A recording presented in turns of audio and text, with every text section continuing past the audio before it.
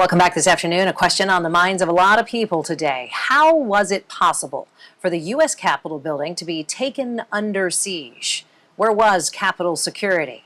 WPTV News Channel 5's Michelle Casada joins us now with more insight into how protesters were able to overrun that building. Michelle? Shannon, it was a terrifying day for America, and one that many in law enforcement have said made them feel vulnerable. With the knowledge that tens of thousands of protesters would arrive at the steps of the Capitol, it begs the question, where was the robust police presence we've seen in the past D.C. protests? Barricade fencing proved to be no match for a mob of protesters who breached the U.S. Capitol Wednesday. Protesters even using the barricades as ladders to help them climb walls onto the property. We were all just really stunned by the lack of security yesterday. I mean, it was really shocking.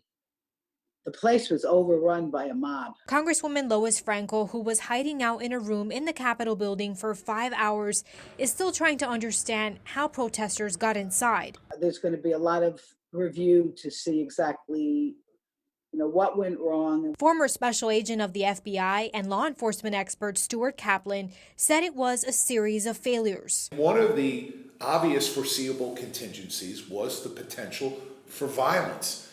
And so how do we neutralize that violence, or how do we neutralize that mob mentality of overtaking the Capitol? Well, first, push back the perimeter much further back, erect fences and barriers. We have what they call those Jersey barriers. Those are our concrete barriers.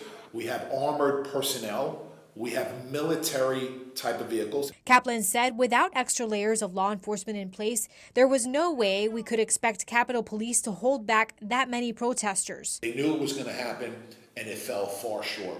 And I will not be surprised if you will see over the next 24 to 48 hours resignations from chiefs of police, whether on the federal, state, and local level, because their jobs are on the chopping block right now. Michelle Casada, WPTV News Channel 5.